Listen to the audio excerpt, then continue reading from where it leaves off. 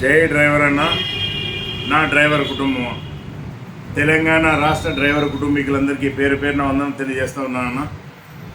నేను మీ ఉసిరికాయల సిద్ధార్థ గౌడ్ని, తెలుగు ఉభయ రాష్ట్రాల డ్రైవర్ల అధ్యక్షుడిగా, మీ కార్మిక బిడ్డగా మీ ముందుకు వచ్చిన.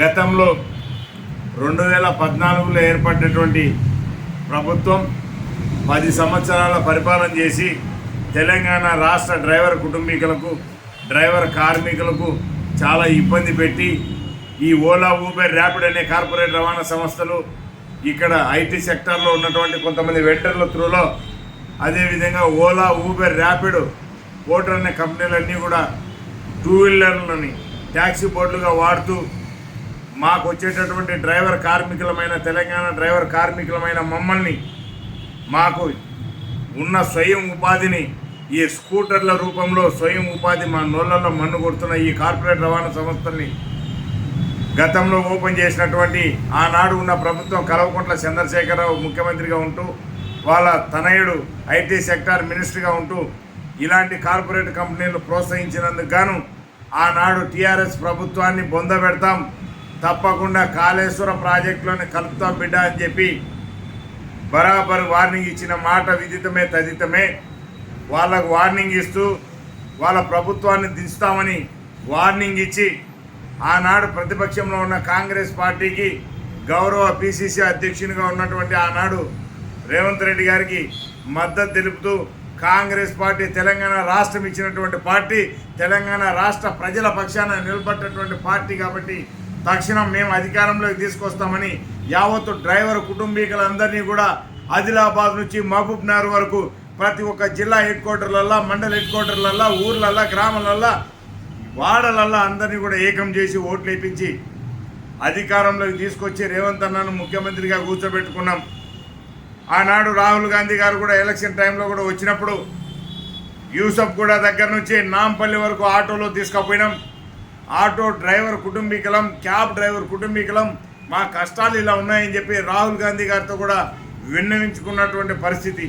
అధికారంలోకి రాగానే చేస్తామని ఆనాడు గౌరవ రేవంత్ రెడ్డి గారు కూడా చెప్పడం జరిగింది. మరి ఈనాడు అన్నా రేవంత్ అన్న, వారంలో ఎలక్షన్ జరుగుతుందనగా నేను కాంగ్రెస్ పార్టీకి మద్దతు తెలుపుతున్నానని, గత ప్రభుత్వము 10 సంవత్సరాల్లో టీఆర్ఎస్ ప్రభుత్వానికి, టీఆర్ఎస్ పార్టీకి నేను వ్యతిరేకంగా నిలబడ్డాను, మీకు సపోర్టుగా ఉన్నానని చెప్పి ఎలక్షన్ వారం రోజులు ఉన్నదని కూడా శంషాబాద్ ఎయిర్పోర్ట్లల్లో నా మీద 4 కేసులు పెట్టినటువంటి ప్రభుత్వం ఆనాడు టీఆర్ఎస్ ప్రభుత్వం. కానీ మీకోసం పోరాడితే ప్రజలకు మేలు జరుగుతుంది, డ్రైవర్ కుటుంబీకులకు న్యాయం చేస్తామని చెప్పి మీరు చెప్పారు. ఎన్నికైన తర్వాత నాంపల్లి గ్రౌండ్లో, నాంపల్లి ఎగ్జిబిషన్ గ్రౌండ్లో మీరు మాట ఇచ్చారు. ఆ యొక్క వేదికగా మాట ఇచ్చారు, డ్రైవర్ కుటుంబీకులకు ఆటో క్యాబ్కు 12,000 రూపాయలు ఏడాదికి ఇస్తామని చెప్పి అన్నారు. అదేవిధంగా ఓలా, ఊబర్, ర్యాపిడ్లను తీసి ఇక్కడికి వెళ్ళి తొలగించి ఐటీ హబ్ ద్వారా, ఐటీ సెక్టార్ నుంచి ఐటీ హబ్ ద్వారా మీకు ఒక యాప్ విధానాన్ని ఇస్తాను అని చెప్పి మీరు గొప్పగా చెప్పారన్నా. ఆ మాట నిలబెట్టుకోమని చెప్పి కోరుతా ఉన్నా.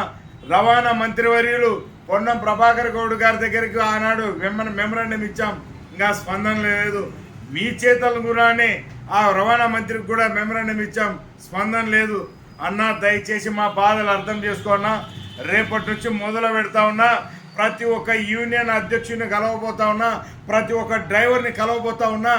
అందరినీ ఏకం చేసుకొని మాటిచ్చిన మీ దగ్గరికి, మీ ఇంటి దగ్గరికి మేము ఏకమై కదిలి వచ్చే రోజు తొందరలోనే ఉంది.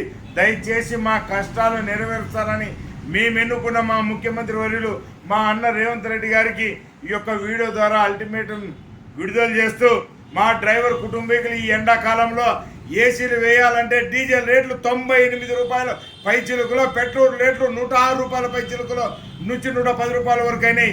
ఎక్కడా కూడా మమ్మల్ని పట్టించుకోవాలా. తక్షణం ఓలా, ఊబర్, ర్యాపిడ్ కంపెనీలో ఉన్న స్కూటర్లన్నింటినీ తొలగించాలి.